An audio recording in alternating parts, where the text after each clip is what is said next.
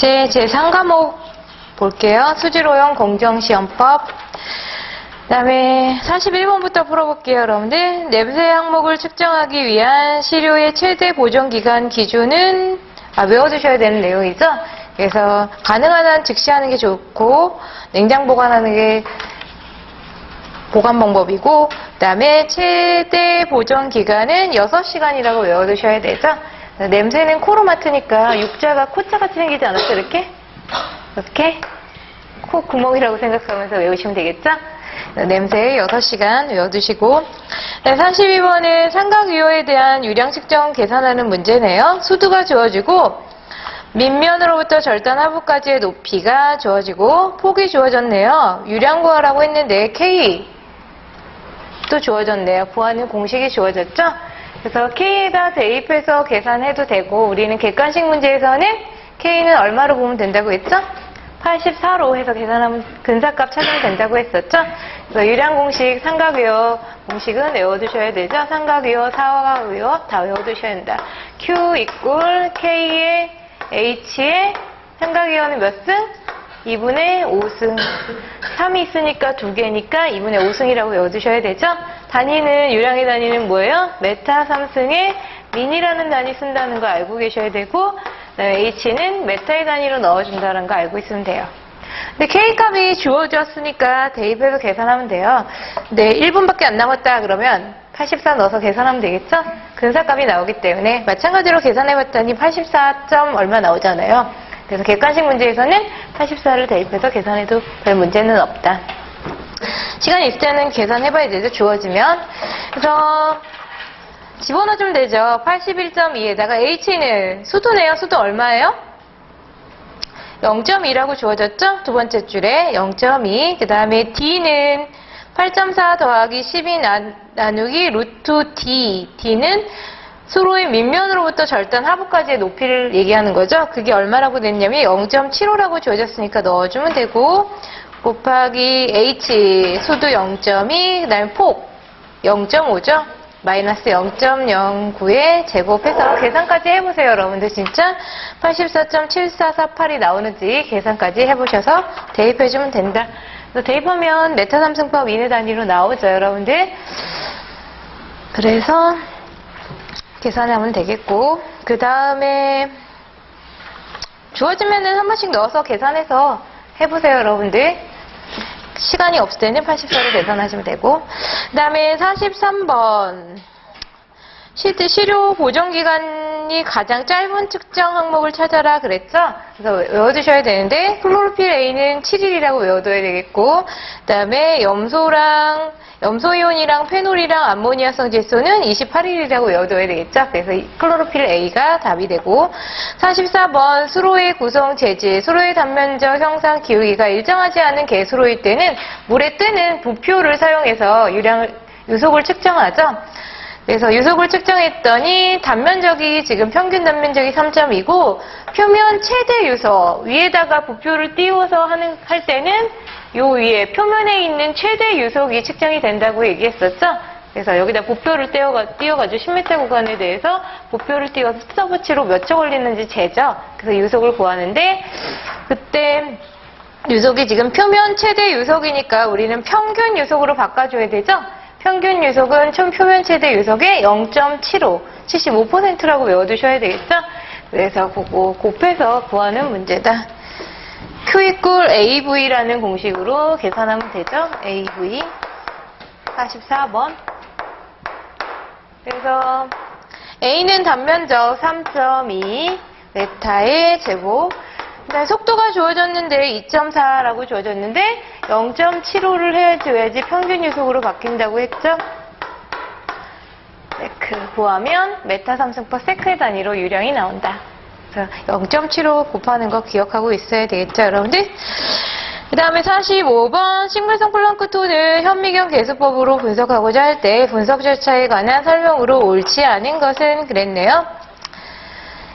시료의 개체수는 개수 면적당 10에서 40 정도 되도록 희석이나 농축해주면 되죠. 너무 없었을 때는 잘 볼 수가 없으니까 농축을 해주면 되고, 그 다음에 시료가 육안으로 녹색이나 갈색으로 보였을 때는 농도가 진하다는 거잖아요. 그랬을 때는 정제수로 적절한 농도를 희석한다.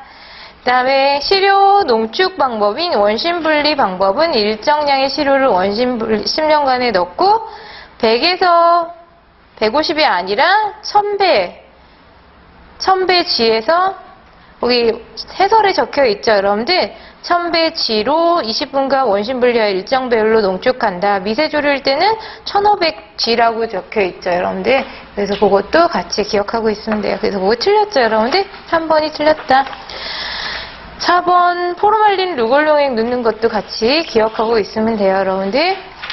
그 다음에 46번 최대 유속과 최소 유속의 비가 가장 큰 유량계. 알고 계셔야 돼요. 벤츄리미터 노즐은 4대1이고 그 다음에 피트호가는 3대1이고 자기식 유량 측정기가 10대1이라는 거 기억하고 있어야 되죠. 그래서 10대1 찾아주면 되고 자기식 유량 측정기가 답이고 그 다음에 47번은 가문계수에 대한 얘기네요. 가문, 반응한다라고 생각하면 되죠.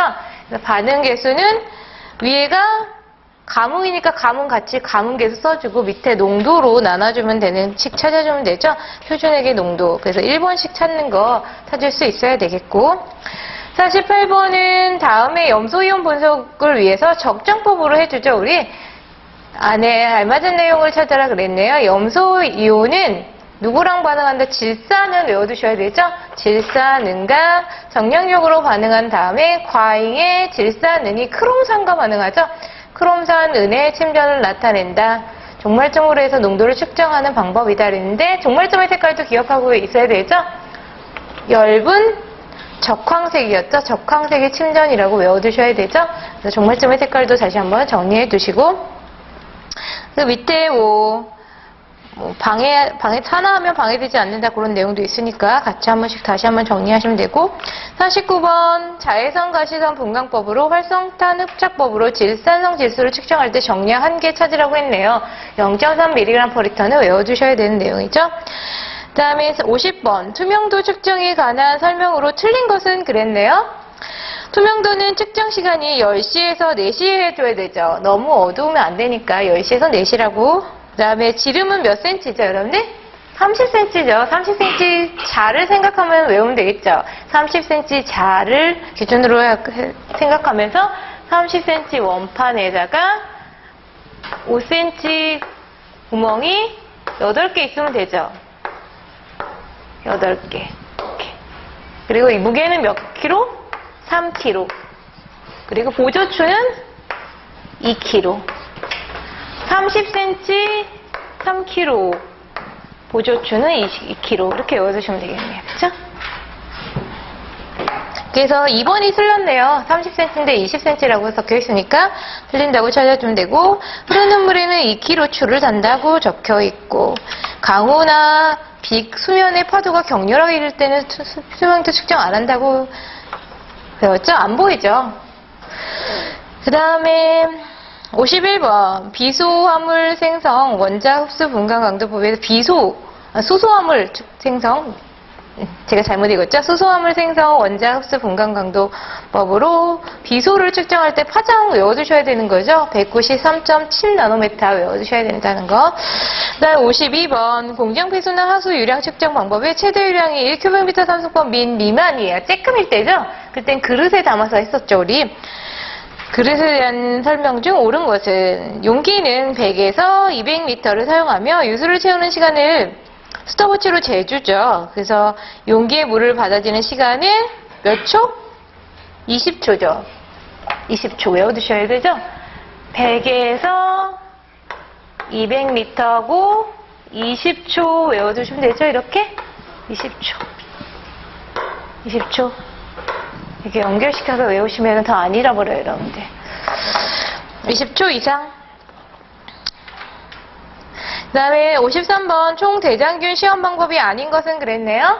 총대장균은 막려가법도 있었고 시험관에다 넣어서 가스가 생기는지 안 생기는지 하는 시험관법도 있었고 평판 집납법, 평판에다 키우는 거죠. 그래서 콜로니를 세는 방법도 있었는데 현미경 계수법은 없죠, 여러분들. 그래서 4번이 아니고 다음에 총칙에 관한 설명으로 옳지 않은 것은 온도의 영향이 있는 실험 결과의 판정은 표준 온도 기준으로 하고 잔곳이라고 되어 있는데 찬곳이죠. 찬곳은 따로 교정이 없는 한 0에서 15도. 냉수는 4도가 아니라 15도죠. 찬곳하고 같이 연결시켜서 외우셔야 되죠. 온수는 60에서 70도를 말한다. 55번. 자외선 가시던 분광법에 의한 페놀류의 측정 원리를 설명한 것이다. 가로 안에 내용으로 옳은 것은 그랬네요. 증류한 시료에 염화 암모늄, 암모니아 완충 용액을 넣고 pH 몇으로 바꿔요? 10이죠, 여러분들. 페놀은 팬다고 생각하면 되죠. 무서운가? 페놀을 팬다고 생각하면? 패면 10대1로 싸우죠, 항상. 너 몇 대 1로 싸웠어? 그러면 10대 1로 난 싸웠어. 맨날 이러잖아요, 그쵸? 그래서 페놀은 팬다고 생각하시면서 pH 몇이다? 10대 1로 싸우니까 pH 10이다라고 생각하면 되겠죠? 그리고 염화 암모늄, 암모니아는 pH가 10 정도 되잖아요, 그쵸? 그래서 pH 10 외워두셔야 되고, 10대 1로 싸운다라고 생각하면 되죠. 그래서 10대 1로 싸워서 어떻게 됐어요? 죽었어요. 그래서 죽을 사자라고 생각하면 되죠. 너무 유치했나요? 미동 안티피린법이라고 외워두시면 되겠죠. 그래서 그렇게 연결시켜 외워야 되고, 그 다음에 복사시한 처리라고 되어 있는데 오타죠? 헥사시한 처리죠? 여기 복사라고 되어 있는데 오타예요. 헥사시아나철산 칼륨을 넣어 생성된 색깔은 무슨 색? 피났어요. 싸우면 피도 나고 죽고 그러잖아요. 그러니까 무슨 색이다? 붉은색이다. 이렇게 연결시켜서 외우시면은 절대로 안 잊어버리겠네요. 그쵸? 좀 유치했지만. 그래서 그거 기억하고 계셔야 돼요. 잘 나오는 문제고. 다음에 56. 물벼룩을 이용한 급속 독속을 할 때 희석 배수 물어봤네요. 100을 기준으로 해서 반씩 줄면 되죠. 100 줄면 50. 50을 반으로 줄이면 12.5. 그쵸? 거기 적혀있죠, 밑에? 50 반으로 줄이면 12.5, 12.5를 반으로 줄이면 6.25라고 적혀 있죠. 그래서 그거 해당되는 거 찾으면 되죠? 그래서 25가 답이네요. 그 다음에 57번 자외선거시선 분광법 이염화 주석 환원법으로 인산염인 분석하는 측정 파장 외워두셔야 되죠? 인산염은 자외선과 시선으로 찍을 수 있는 게 두 가지 방법이 있죠. 이염화 주석 환원법하고 아스코르빈산 환원법 이렇게 알아주셔야 되죠, 여러분들. 그래서 인주 아이 이렇게 외우셔도 되겠죠. 앞자만 따서 인산염인은 주석, 그 다음에 아스코르빈산 환원법, 이온 크로마토그래피 이렇게 인주 아이 외울 수 있겠어요? 싫어요? 절대로 못 외울 것 같아요? 자꾸 잃어버리니까. 그래서 주는 이염화 주석 환원법, 그 다음에 아스코르빈산 환원법, 이온 크로마토그래피법이라고 알고 계시면 되겠고, 파장도 외워둬야 되죠. 아는 아이라고 되어 있네요. 그쵸? 아이는 둥글둥글 귀엽죠? 그러니까 880나노미터라고 외울 수 있겠어요? 귀여운 아이, 동글동글한 얼굴을 갖고 있는 아이, 그쵸? 이렇게 외우시면 되겠고, 주석은 690이죠? 주석은 690나노미터 외워두셔야 되죠. 6자랑 9자랑 거꾸로 하면은 P자 같이 생기지 않았어요? P? 뒤집어도 P 같고, 그쵸? 그래서 60, 690, 880 외워두시면 되겠다. 조금 생각하면서 외우시면 조금 더 안 잊어버려요. 시험 때까지만 기억하면 되죠, 여러분들. 그 다음에 58번 불소를 자외선 가시선 분광법으로 분석할 때 설명으로 옳은 것을 찾으라고 했네요. 옳은 것. 정밀도는 첨가한 표준 물질의 농도에 대해서 측정 평균값의 상대 백분율로 나타내며 그 값이 25%라고 되어 있는데 해설을 여기 적혀 있죠, 여러분들. 정확도는 표준 물질 농도에 대한 평균값을 상대 백분율로 나타낸 것이고, 정밀도는 상대 표준 편차로 계산한다라고 적혀 있죠. 그래서 그게 틀렸어요, 여러분들. 그 다음에 2번은 맞죠, 여러분들? 요거 내용 기억하고 있어야 되죠? 알루미늄 및 철의 방해가 큰데 증류해주면 영향이 없는 거 알아주셔야 되죠, 여러분들? 정량한계는 0.15, 그 다음에 불소는 620나노미터죠. 청색이죠? 620나노미터인 게 세 가지 있죠, 여러분들? 620나노미터. 시불아 이렇게 외우시면 되겠죠. 시불아는 620나노미터다. 시안, 불소, 아연이죠. 620나노미터 외워두시면 되겠고 600대는 거의 청색이에요, 여러분들. 630인 거 하나 있죠. 뭐였죠? 암모니아. 그쵸? 암모니아 성질. 그래서 다시 한번 정리해주세요, 여러분들. 그 다음에 59번. 분석과 시료 채취량은 시험 항목이 시험 횟수에 따라 차이가 있는데 보통 3 내지 5리터 채취한다라고 배웠죠, 우리? 알아주셔야 되고 60번. 부유물질 측정의 간섭물질에 대한 설명으로 틀린 것은 큰 입자들은 부유물질 측정에 방해를 주며 그 경우는 직경이 0.2가 아니라 2mm였죠. 2mm. 나뭇가지 이런 것들은 부유물질이 아니니까 그거를 걸러내고 나머지를 부유물질로 측정하는 거죠, 여러분들. 그래서 1번이 틀렸다. 나머지 한 번씩 읽어보시면 돼요, 여러분들. 그래서 공정시험법 여기까지 하겠습니다.